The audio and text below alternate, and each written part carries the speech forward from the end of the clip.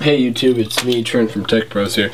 We're gonna do a quick comparison between the iPad and the Motorola Xoom. I'm trying to make this quick because I only have 10 minutes. I might do part 2. I'm trying not to, but so first we're gonna go off with looks, or the overview of the device. On the Motorola Xoom, I always want to call it the xoom. I'll move this out of the way. You could see you got a 5 megapixel camera back here, got 2 speakers, on-off switch on the back, fairly thin, all your ports down here. It's a nice device. Then you got the iPad, super good build quality, thin, only 1 port, speakers down here which could be potentially covered. You're holding like that. You got your, for the 3G I think is up here. Yeah, so that's pretty much the overview type look at.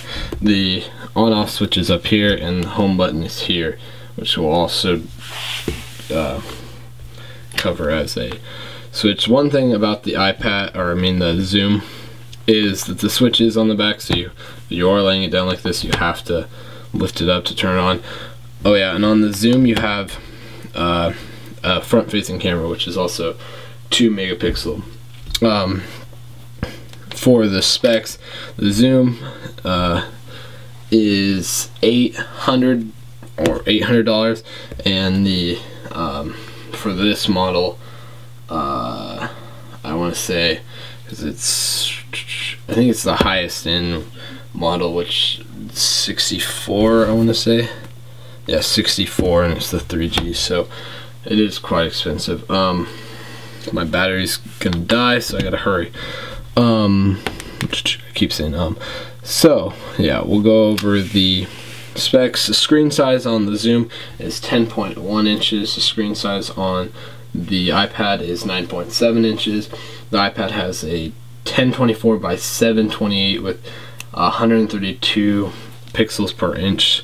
It does look very rich, the screen quality, but so does the Xoom. The Xoom, I think, has better graphics performance because of its 1 gigahertz dual core Tegra 2 compared to its 1 gigahertz the iPad 1 gigahertz single core A4 chip. The screen resolution on the Xoom is 1280 by 800 with a 160 dots per inch, or 149.45 pixels per inch, which pretty much techno lingo. This has a higher pixel density, but this screen still looks awesome on the iPad, I will say. We're just kind of, I just wanted to do a comparison so you're not thinking this is a battle between them two. That's pretty much the specs, except this has a expandable memory up to 64 gigs, which you can't do right now because of the SD card slot's not working until the update. This is only internal storage, which is 64 gigs, so I mean, for the price, 32 is about even with this.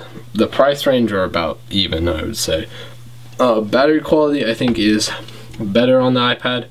Overall, it will last longer.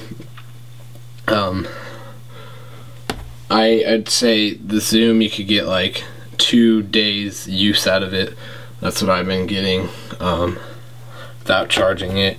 And the iPad, you could probably go 3 days if you're just using it.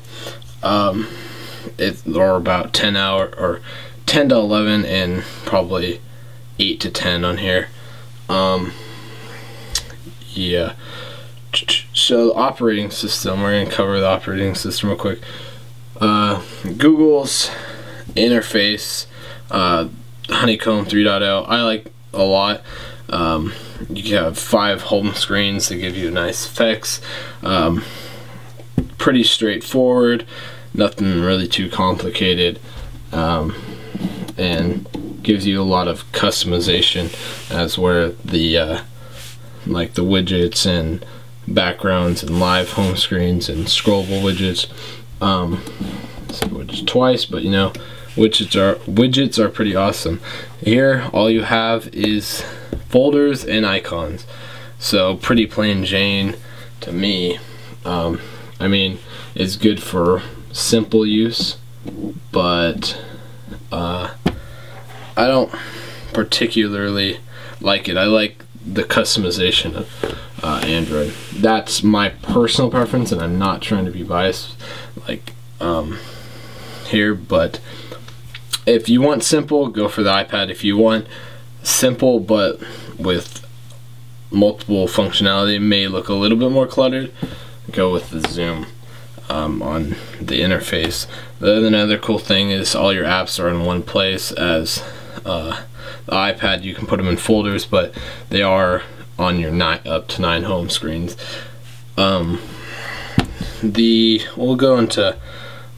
We'll compare. We have a few more minutes here, if my battery doesn't die.